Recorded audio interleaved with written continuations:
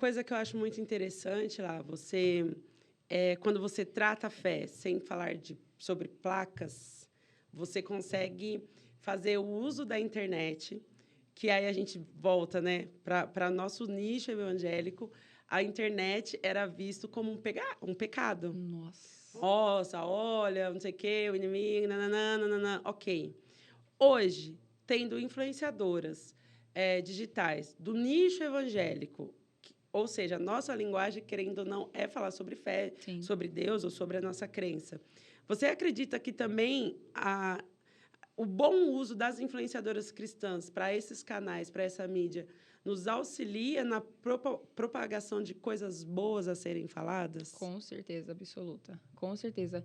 Eu acho que a internet em si é uma espada de dois gumes. Eu ia falar uma faca, uma espada de dois gumes. Ela tá aí pro mal e pro que é bom. E eu acho que a gente tem que filtrar o que a gente fala, porque até às vezes na inocência a gente fala alguma coisa ruim, Tá. entende? Então eu acho que sim, se a gente abraçar e vir blogueiras, influencers que trabalhem e são cristãs nessa área e falarem de coisas boas, com certeza ameniza bem o peso que o ser humano está ali no Instagram, tendo peso de tanta informação e coisa difícil e problema e site de fofoca que conta coisa errada, pesada. Então, eu acho que sim, eu acho que dá para a gente deixar mais leve, mas a gente tem do discernimento que a gente vai falar, com toda certeza. De fato, para fazer com que haja esse equilíbrio que Com você tem certeza, falado. sim. A pandemia, você acha que permitiu das pessoas não viverem essa vida tão maquiada? Acho. Eu acho, porque tava todo mundo dentro de casa, não dava mais pra fingir. Não dava mais pra gente ir pra rua mostrar uma coisa que acontece uma vez ou outra, em 2 segundos eu falo que é aquilo literalmente que eu tô vivendo. A pandemia, ela fez um rebuliço em tudo. No Instagram, na nossa cabeça. Como que foi para você, para a gente pontuar assim, como que foi a pandemia para a Laís, que já fotografava, certo? Você Já, fazia vários já jobs já fotografava. externos e tal. Como que você sentiu, nossa, agora eu não posso sair mais? Como que foi o impacto para a Laís renovar a forma até mesmo de divulgar?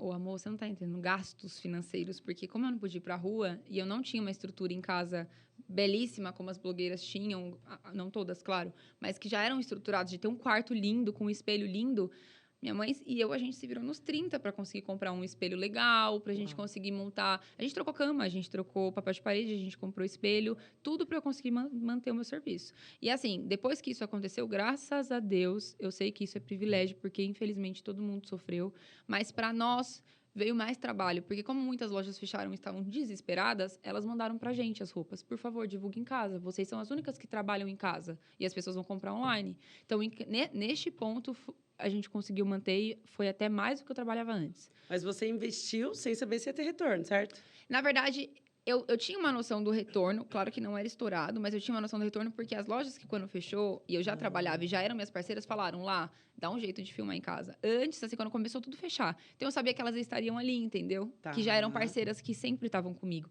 Então eu falei, bom, vou comprar, mas eu vou ter a fulana, a ciclana, a loja tal, marca tal, que vão me mandar, que já me falaram que vão mandar.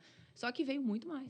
Veio muito mais. Eu percebi que, por exemplo, na pandemia, teve influenciadoras que desistiram, para não usar outro termo, e teve influenciadoras que alavancaram. Sim.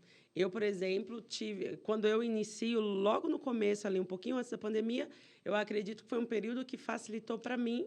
E eu acredito que foi um período também que você entrou em maior ascensão. Eu não sei se foi uma impressão inicial minha por começar a te Foi. acompanhar naquele período, Real. porque eu comecei a ver Laís nas principais Sim. marcas de moda evangélica. Ai, amiga, graças a Deus. Mas, de fato, graças a Deus foi isso que aconteceu. Foi a parte que eu vi que mais veio marca. Tá. Me reinventei. Foi a época que eu começar a aprender o que era Reels, porque eu sempre estou... não posso falar preconceituosa das coisas novas. Porque eu sempre sou a que aparece no TikTok depois que todo mundo já tem. Eu sou a que faço Reels depois que todo mundo já faz. Eu não sou aquela que vai de cara. Eu ainda sou me acomodada no que eu já entendo. Mas aconteceu. Eu falei, vou começar a fazer uns Reels, vou fazer um provador diferente. Fazer um provador de um jeito, vou fazer de outro. Aí eu comecei a observar como que as meninas de fora faziam. E eu comecei. E, de fato, graças a Deus, foi a fase que eu mais consegui trabalhar e que eu mais fiz provador na minha vida. Sem sombra de dúvidas.